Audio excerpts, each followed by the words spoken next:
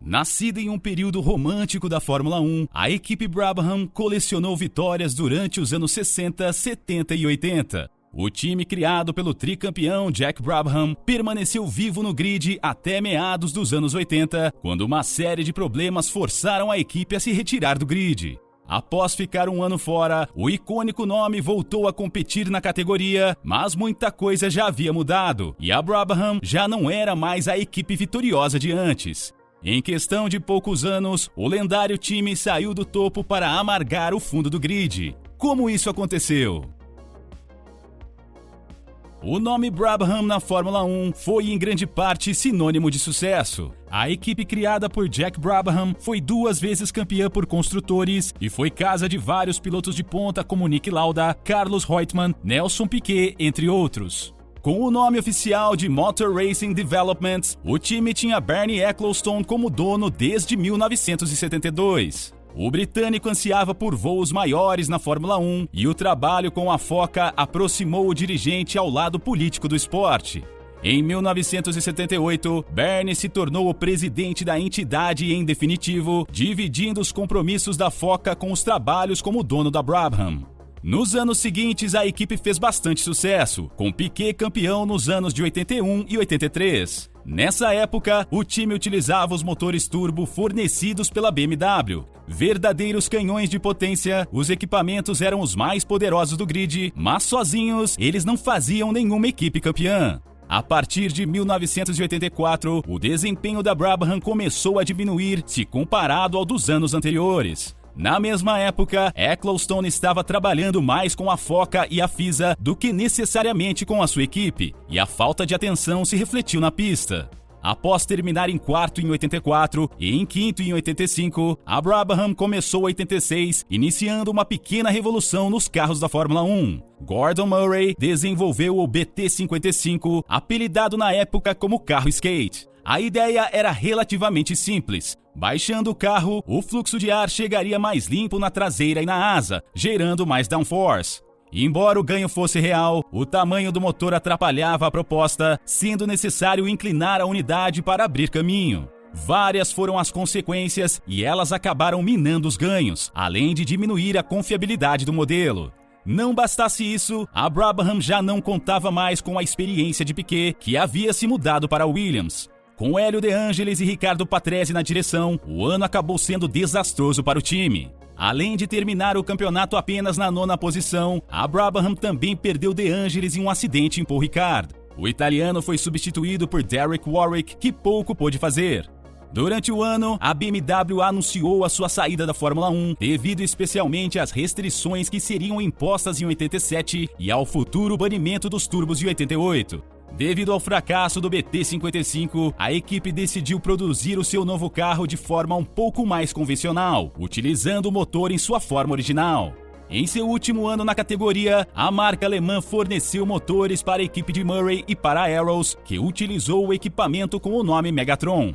Devido ao contrato, a equipe teria à disposição os motores originais da BMW montados na vertical. Dessa forma, a Brabham se viu forçada a utilizar os motores adaptados na diagonal, já que não teria direito aos verticais. Com Patrese, Andrea De Cesaris e Stefano Modena, o desastre se repetiu e o time terminou o ano em 8º, atrás inclusive da Arrows. O fracasso foi demais para Ecclestone. Boatos sobre a venda da equipe começaram a borbulhar no paddock e possíveis candidatos a novos donos começaram a aparecer. O mais entusiasmado era o empresário Jesus Hill, que chegou a negociar a compra durante meses sem sucesso.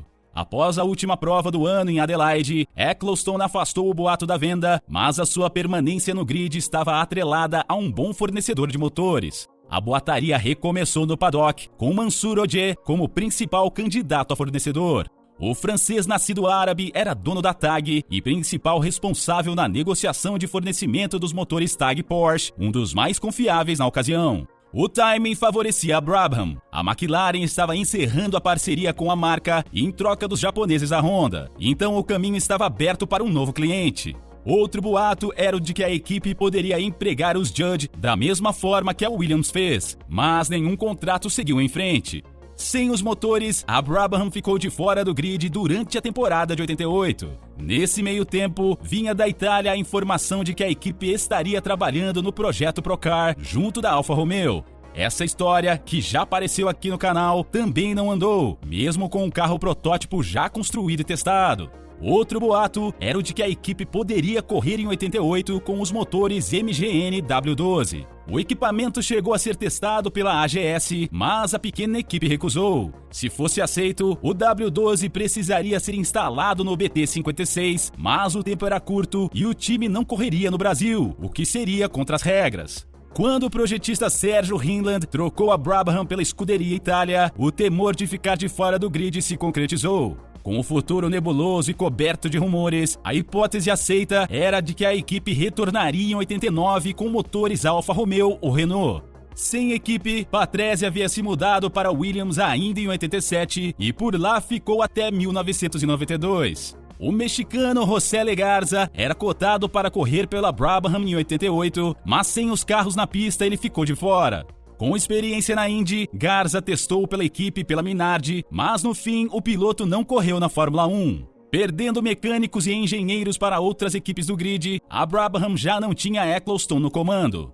A essa altura, o envolvimento do dono estava mais forte com a FOM do que com o seu próprio time, e a sua influência na categoria rivalizava com a de Jean-Marie Balestre, presidente da FISA. Poucos dias antes do GP do Japão de 88, a notícia de que a Brabham voltaria no ano seguinte se espalhou, aumentando ainda mais os boatos. Peter Windsor e Walter Brun teriam tentado comprar a Lotus, mas o negócio não vingou. O alvo da dupla era agora a Brabham, que já tinha o modelo BT58 em desenvolvimento.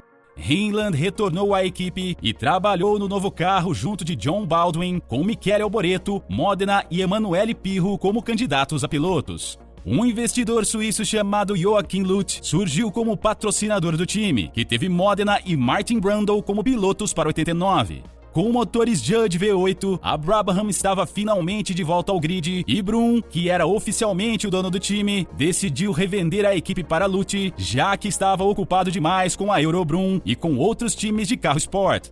Após abandonos nas duas primeiras provas do ano, Modena e Brundle surpreenderam em Mônaco, com o italiano subindo ao pódio em terceiro e o britânico terminando em sexto. O entusiasmo da Brabham acabou quando Lutz foi preso no meio do ano, acusado de fraude fiscal. Sem o dono, o time foi novamente vendido, dessa vez para os japoneses da Middlebridge Racing.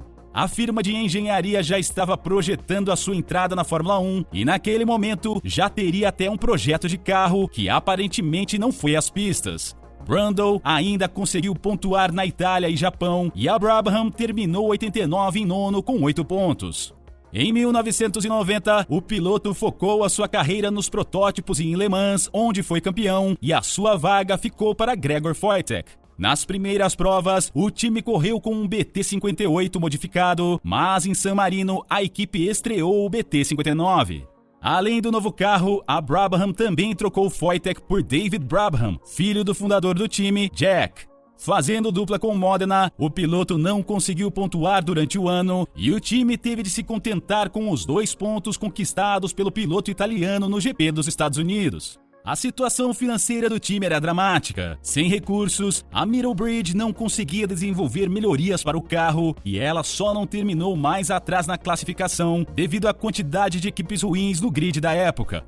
Para 91, os motores Judd foram trocados pelos Yamaha e Brundle retornou ao time para fazer dupla com Mark Blundell. Correndo com o BT59Y, a dupla só foi pontuar no GP da Bélgica e no GP do Japão com um 6º e 5º lugares. Fechando o ano com apenas 3 pontos, a Brabham terminou 91 em 10º na classificação final. O financiamento da equipe era extremamente enxuto, mas os japoneses estavam correndo atrás de patrocínios.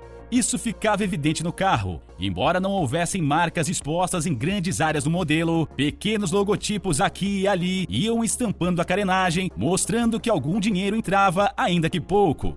Em 1992, a dupla de pilotos foi novamente trocada. Saíram os britânicos, entraram Giovanni Amati e Eric Van den Poel. Amati entrou trazendo dinheiro para o time, mas os resultados foram mínimos. Após 3 corridas, a pilota foi substituída por Damon Hill e o carro foi pintado de azul e rosa na tentativa de atrair patrocinadores. Van der Poel permaneceu no time até o GP da Alemanha e até aquele momento nenhum ponto havia entrado para Brabham. No GP seguinte em Hungaroring, a equipe apareceu no grid com apenas um carro para Hill. Após terminar em 11º na prova, a Middlebridge deu um basta e desistiu da Fórmula 1.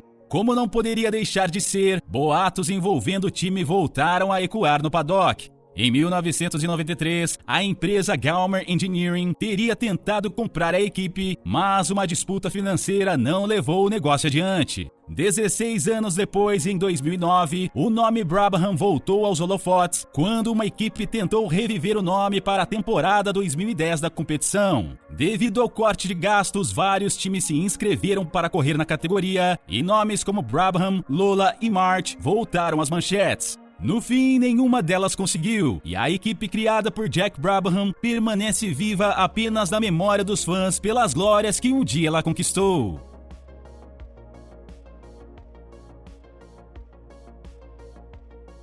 Se você gostou do vídeo e quer mais informações sobre Fórmula 1, Indy, entre outros, inscreva-se no canal. Dúvidas, sugestões ou dicas são sempre bem-vindas, deixe aqui nos comentários. Até a próxima!